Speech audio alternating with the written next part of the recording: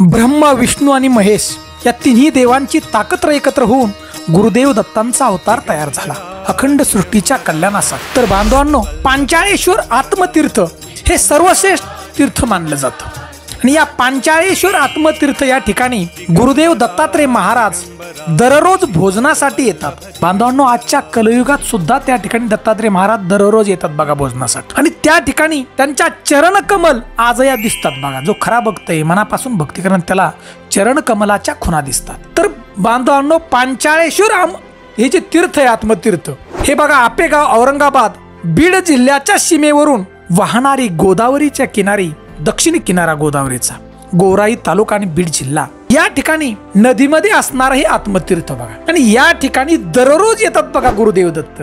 का बरं त्या ठिकाणी येतात? आजच्या कलयुगात सुद्धा बघा आपल्या भक्ताला दिलेलं वचन पाळण्यासाठी येतात। तर भक्ताला दिलेलं वचन कसं आहे बघा आणि का दिलं, याची एक सुंदर रहस्यमय कथा आहे, सुंदर रहस्यमय, ते आज आपण जाणून घेणार आहोत। आणि हा व्हिडिओ नक्की शेवटपर्यंत ऐका, आपण पहा। दुःख, दारिद्र्य आणि कर्माची नाश करणारी ताकद हे गुरुदेव दत्तात्रयांच्या मध्ये आहे बघा। त्यामुळे हा व्हिडिओ नक्की ऐका। मी हनुमंत पवार दारकरी, तुम्ही पाहताय मराठी मोटिवेशनल हिस्ट्री चॅनल। तर बांधवांनो, पांचाळेश्वर या नगरीचा राजा पांचाळ हा त्या ठिकाणी राज्य करीत होता। पांचाळ राजा महान पराक्रमी आणि शूर होता, धर्माने वागणारा आणि सदैव प्रजाहित पाहणारा राजा होता बघा। आणि या राजाला 4 मुले होती आणि ही 4ही मुले महापराक्रमी होती बघा। आणि त्याच वेळेला बघा राक्षस भुवन येथे एक ऋषी राहत, त्यांना 2 मुलं होती, एकाचं नाव कुंभ आणि दुसऱ्याचं नाव निकुंभ होत बघा। हे ऋषी जे होते ते ब्राह्मण होत्या आणि हे दोघेही कडा रोकडा या नावाचं जे स्थान आहे आज पांचाळेश्वर आत्मतीर्थ या ठिकाणी, की जेणेकरून आता चक्रधर स्वामींचं स्थान आहे। आणि त्या ठिकाणी कुंभ आणि निकुंभ यांची राजधानी होती बघा। आणि हे दोघेही बघा ब्राह्मण कुळात जन्मले, परंतु यांना राक्षस म्हणत होते, कारण ह्यांची कृती, वागणूक राक्षसी होती बघा। आपण रामायणाचा इतिहास पाहिला तर रावण हा पंडित होता, परंतु त्याला आपण काय म्हणतो? राक्षस म्हणतो। का? वृत्ती राक्षसी, त्यामुळे आपण राक्षस म्हणतो। तसंच बांधवांना कुंभ आणि निकुंभ ब्राह्मण कुळात, परंतु त्यांना राक्षस म्हणत होते। आणि या दोघांनी बघा भयंकर असं तप करून आसुरी शक्ती मिळवल्या होत्या बघा। अहो, इतक्या आसुरी शक्ती त्यांच्याकडे होत्या की त्यांचं शरीर जे होतं वज्राचं झालतं आणि त्यांनी असं वरदान प्राप्त केलं की प्रत्येक त्यांच्या रक्ताच्या थेंबापासून राक्षस तयार होणार बघा।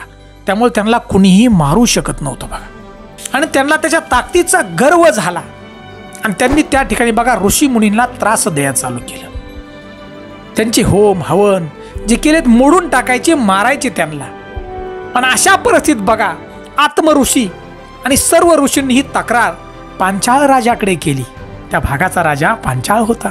तर बांधवांनो, आताच्या काळामध्ये जो मराठवाड्याचा भाग आहे, म्हणजे मराठवाड्याचे जो 8 जिल्हे, नाशिक जिल्हा हा नांदेड पर्यंतचा भाग हा दंडकारण्याचा भाग होता बघा। आणि या दंडकारण्याचा भाग म्हणजेच देवल ऋषी त्या ठिकाणी होत्या। आपण ऐकलं असेल माहूर, नांदेड हे सुद्धा दंडकारण्यामध्ये येतं आणि देवल ऋषी होते बघा। आणि त्यामुळे याची तक्रार घेऊन आत्मऋषी राजाकडे गेले। पांचाळ राजाला सगळा प्रकार सांगितला की राजन, तुम्ही आम्हाला वाचवा या राक्षसापासून, हा महाभयंकर आहे, आपला धर्म बुडवायला लागलाय। होम हवन त्यानं बंद केले, देवी देवतांची आम्ही पूजा करू शकत नाही। राजन, तुम्ही काहीतरी करा। पांचाळ राजाने सांगितलं की मी या दैत्यांचा बंदोबस्त करतो, तुम्ही निश्चिंत राहा ऋषी महाराज। आणि त्यामुळे बघा सर्व ऋषी मुनींना एक आधार वाटला की आता राजा काहीतरी करील। आणि एक दिवस तो उजेडला बघा। राजा स्वतः आपल्या मुलांच्या बरोबर बघा सगळं सैन्य घेतलं, ऋषी मुनींचा आशीर्वाद घेऊन युद्धासाठी निघाला। तर बांधवांनो, त्याच्या अगोदर थोडंसं ऐका, कारण या राक्षसाला वरदान होतं बघा, प्रत्येक थेंबापासून राक्षस तयार होईल, बाण लागला। पण राजानं सगळी आधीच तयारी केली ती बघा, शरीर वज्राचं, बाण लागणार कसा, राजानं आधीच तयार केली होती। राजा महापराक्रमी होता, बुद्धिवंत होता, म्हणून ह्या राजानं बघा ज्या 6 सटी असतात देवी, त्यांची घोर तपश्चर्या केली आणि त्यांच्याकडून वरदान प्राप्त केलं की या राक्षसांना मारताना जे रक्त पडल ते तुम्ही खाली पडून द्यायचं नाही, तुम्ही लगेच साठवून टाकायचं। आणि जे वज्ररूपी शरीर तोडायचं कसं या राक्षसांचं? तर बघा या राजानं भैरवाची प्रार्थना केली, भैरवाला प्रसन्न केलं। आणि त्यावेळेला बघा भैरवाला प्रसन्न केल्यानंतर भैरवांनी मान्य केलं की राजा, आम्ही तुझ्या बाणावरती बसू आणि या राक्षसांचा नाश करू, त्यांचं शरीर जरी वज्राचं असलं तर आम्ही तोडून टाकू, असं भैरवाने सांगितलं। घनघोर असं युद्ध झालं राजाच्या सैन्यामध्ये आणि या कुंभ निकुंभच्या सैन्यामध्ये राजाच्या मुलांनी कुंभ आणि निकुंभ याला ठार मारले. या राक्षसांना बघा, दोन्ही राक्षसांना भयमुक्त केलं या पृथ्वीला या राक्षसांच्या पासून. दंडकारण्यातल्या सगळ्या ऋषींना महाभयंकर आनंद झाला. राजा आपल्या नगरीमध्ये आला बघा, आनंदात अगदी आला. विजय उत्सव साजरा केला. सगळे ऋषीमुनी आले, राजाचे आभार मानू लागले. परंतु त्या ठिकाणी बघा राजाला आनंद झाला नव्हता, विजय होऊन सुद्धा बघा याचं कारण काय. तर बांधवांनो, पांचाळ राजाचं चित्त भयग्रस्त झालं होतं. त्याचं कारण हे जे दोन्ही राक्षस होते बघा, हे ब्राह्मणाचे पुत्र होते. त्यांनी वाईट कर्म केलं म्हणून त्यांना मारलं, हे तर बरोबर आहे. परंतु ते ब्राह्मण पुत्र असल्यामुळं राजाला वाटलं की मी ब्राह्मणाच्या मुलाला मारलं, मला आता ब्राह्मण पातक मला लागल. राजा काळजी वाटू लागली राजाला. आणि त्यावेळी बघा पांचाळ राजा आत्म ऋषींना शरण गेला, प्रार्थना विनंती करू लागला. ऋषी महाराज, कुंभ आणि निकुंभ हे ऋषीपुत्र होते, त्यांची आसुरी प्रवृत्ती होती म्हणून मी त्याला मारलं. परंतु ब्रह्महत्येचं पातक मला लागलं. मला ह्या ब्रह्महत्येच्या पातकापासून मुक्तीसाठी काहीतरी मार्ग दाखवा ऋषी महाराज, प्रायचित्त सांगा मला. महर्षी सांगतायत, हे राजन, पातकापासून जर मुक्ती पाहिजे असेल ते अखंड सृष्टीमध्ये गुरुदेव दत्त म्हणजे दत्त महाराजांची तुम्ही उपासना करा. तेच तुम्हाला सर्व पापापासून मुक्त करतील, परमधामापर्यंत तुम्हाला घेऊन जातील. हे सगळं ऐकून बघा पांचाळ राजाने गुरुदेव दत्तात्रय महाराजांची पूजा अर्चा चालू केली. म्हणजे एक आवड निर्माण झाली भक्तीची त्यांना. राजा आत्म ऋषींना म्हणाला, ऋषी महाराज, माझ्यासारख्या पामराला जर गुरुदेव दत्तात्रय महाराजांचं दर्शन व्हायचं असेल तर तुम्ही मला मदत करा. मी सुद्धा एक फार मोठं अनुष्ठान उभं करा आणि मी सुद्धा गुरुदेव दत्तात्रयांची भक्ती करतो. परंतु तुमच्या भक्तीमुळं त्या ठिकाणी गुरुदेव दत्तात्रय महाराजांना यावं लागलं. ऋषींनी सुद्धा फार मोठं एक अनुष्ठान त्या ठिकाणी तयार केलं, चालू केलं, म्हणजे भक्ती. आणि आत्म ऋषींच्या भक्तीनं आणि त्यांच्या अनुष्ठानामुळं दत्तात्रय महाराज प्रसन्न झाले बघा. आत्म ऋषींच्या आश्रमात गुरुदेव दत्त आले. गोदावरीच्या मध्यपात्रात ऋषींनी हे अनुष्ठान सुरू केलं होतं बघा. तर बांधवांना अजून सांगायचं म्हणलं तर ही जी लीला घडली ही हजारो वर्षापूर्वी बघा. ती गोदावरी नदी सुद्धा नव्हती, उंच जागा होती, त्या ठिकाणी आश्रम होता. कारण गौतम ऋषींनी नदीला त्या ठिकाणी आणलं म्हणून त्या नदीला गोदावरी हे नाव पडलं. आणि ही लीला तर त्याच्या अगोदर घडली बघा. तर बघा राजाला आनंद झाला. आल्यात महापूजा केली, स्तुती केली गुरु दत्तात्रय महाराजांची. आणि गुरुदेव दत्तात्रय महाराजांनी भोजन केलं या ऋषींच्या बरोबर. आत्म ऋषींबरोबर अनेक ऋषी होते, राजा होता त्या ठिकाणी. आणि सर्व ऋषींना प्रसाद दिला गुरुदेव दत्तात्रय महाराजांनी. पांचाळ राजाने दर्शन घेतलं दत्तात्रय महाराजांचं. आणि राजा बोलू लागला, हे प्रभू, अखंड सृष्टीचे मालक तुम्ही आहात.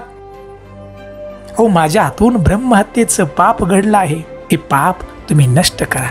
गुरुदेव दत्तात्रयांनी सांगितलं की हे राजन, सतकर्मासाठी, धर्मरक्षणासाठी, प्रजेच्या रक्षणासाठी या दोन्ही रक्षणाला तुम्ही मारलं, तुमचं पाप नष्ट होईल. बघा राजाला सांगितलं, हे राजा, तुझं पाप नष्ट होईल.